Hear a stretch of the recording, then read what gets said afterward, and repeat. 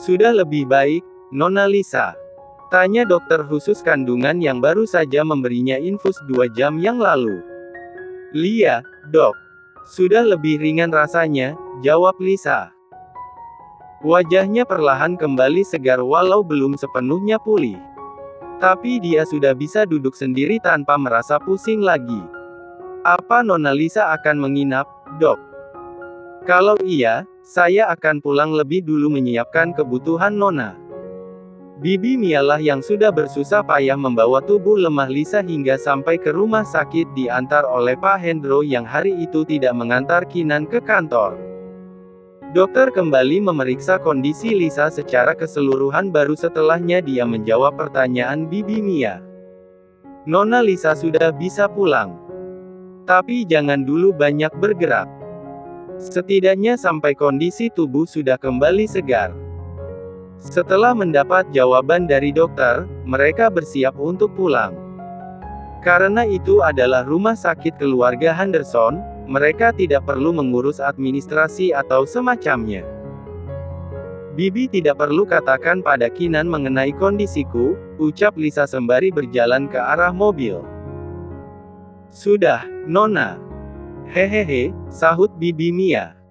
Lisa hanya menghela nafas. Percuma saja, Bi.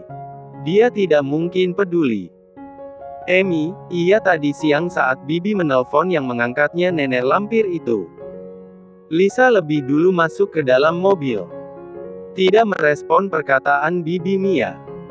Kinan pasti sedang di ruangan bersama Diana, gumam Lisa menatap ke jendela lantai atas rumah sakit besar di depannya. Hari sudah malam, Pak Hendro membawa mobil dengan kecepatan sedang. Lagi-lagi dalam perjalanan hujan turun begitu deras membuat laju mobil semakin melambat. Saat jalanan nampak sepi, mobil tiba-tiba terasa tersendat-sendat. Ada apa, Pak Hendro? Tanya Lisa terkesiap. Sepertinya mobil bocor, Non. Sebentar saya cek. Dengan perasaan cemas Lisa memperhatikan Pak supir itu keluar menggunakan payung untuk mengecek ban mobil. Dan sepertinya memang benar bocor karena Pak Hendo membuka bagasi belakang untuk mengambil alat dongkrak dan ban cadangan. Namun kejadian buruk tiba-tiba datang. Sebuah mobil berhenti di belakang mobil Lisa. 4 orang menggunakan menutup wajah dan jaket hitam keluar lalu memukul Pak Hendro. Ah, pekik Lisa dan Bibi Mia dan dalam mobil. Non, sebaiknya Nona pergi dari sini segera. Tapi, Bi. Bersembunyi dimanapun, Non. Cepat. Desak Bibi Mia membuka pintu mobil lalu mendorong perlahan tubuh Lisa dan memintanya untuk berjalan sembari menunduk. Brak, brak. Keluar. Teriak seorang penjahat dari luar. Tubuh Bibi Mia gemetaran membiarkan dia terkunci dari dalam. Tapi rupanya orang-orang itu tidak tinggal diam. Mereka memecahkan kaca mobil dan membuka pintu segera. Mana perempuan itu? Teriak salah seorang penjahat karena tidak menemukan Lisa di dalamnya. Untung saja Bibi Mia memaksa Lisa untuk pergi tadi. Walau belum juga sembuh dari sakitnya, Lisa kali ini harus menerjang hujan lagi. Dia menunduk turun dari mobil seperti yang Bibi Mia perintahkan, berusaha keluar dari area itu dengan bersembunyi di belakang pepohonan pinggir jalan. Pikirannya saat ini adalah keselamatan bayi yang ada di kandungannya. Pepep perempuan mana? Sahut Bibi Mia tergagap. Penjahat itu menggeram kesal hingga kembali memecahkan kaca mobil bagian lain. Aku akan cari dia. Kalian urus orang-orang ini. Teriak salah seorang kemudian dia yang lebih dulu pergi dari sana menyusuri jalan. Sementara Pak Hendro sudah babak belur masih berusaha mencegah penjahat supaya tidak mencari Lisa walau nampak sia-sia. Hingga sebuah mobil berhenti di dekat keributan itu. Kinan, 1 jam yang lalu pulang ke rumah tidak menemukan siapapun. Dia hanya menemukan kompresan demam dan bekas bubur di kamar Lisa. Tidak ingin hanya menduga-duga, dia mengecek signal GPS yang terpasang di mobil yang Pak Hendro bawa. Sampailah dia di sini. Pria itu keluar dari mobil dan memberi tendangan pada seseorang yang tengah memukul Pak Hendro. Kedatangannya pun menarik perhatian tiga penjahat yang masih ada di sekitar. Perkelahian tidak terelakkan. Satu melawan tiga bukan hal yang sulit bagi Kinan. Dia terus menangkis serangan lawan, mematahkan tangan dan menendang. "Tuan! Tolong Nona, Tuan!" teriak Bibi Mia. Dia sempat melihat satu penjahat pergi mencari Lisa ke arah di mana wanita itu berlari. Pak Hendro yang masih memiliki tenaga mengambil kayu di pinggir jalan. Kemudian tanpa ampun memukuli tiga penjahat yang sudah kehabisan tenaga melawan Kinan. "Lisa ke arah mana, Bi?" tanya Kinan dengan nafas beradu. "Masuk ke jalan sana, Tuan," tunjuk Bibi Mia. Di sisi lain, Lisa masih berusaha berlari. Namun tenaganya yang sedang minim itu membuat seorang penjahat dengan mudah menarik tangannya. "Lepaskan! Tolong!" Lisa meronta dan berteriak tapi pria itu tetap menarik tangan Lisa. Lisa berhasil membuat sang penjahat teriak kesakitan karena gigitan di tangannya. Lisa pun kembali terlepas dan berlari. Hal itu justru memancing emosi sang penjahat. "Lari kemana kamu? Hah! Perempuan sialan!" Lagi-lagi Lisa tertangkap. Kali ini, dengan beraninya pria itu merobek bagian atas pakaian Lisa hingga bahunya terekspos indah. "Tidak! Jangan sentuh aku, brengsek! Tolong!" Lisa berusaha menjauhkan wajah pria yang tertutup kain dengan sisa tenaganya. Tidak ada orang di lokasi gedung tua ini. "Bahkan jika aku menikmati tubuhmu di tempat ini, malaikat pun tidak bisa memberi pertolongan." Hahaha. Tawa yang menggelegar menyatu dengan bunyi derasnya hujan, rasanya seperti sebuah ancaman nyata bagi Lisa. Sementara tenaganya semakin habis untuk berusaha melepas diri dari kungkungan pria menjijikkan itu. Hingga seseorang datang lalu menarik kerah jaket si penjahat kemudian memukul wajahnya hingga dia terhuyung ke lain arah. Saat bersamaan pandangan Lisa memburam dan perlahan kesadarannya sirna.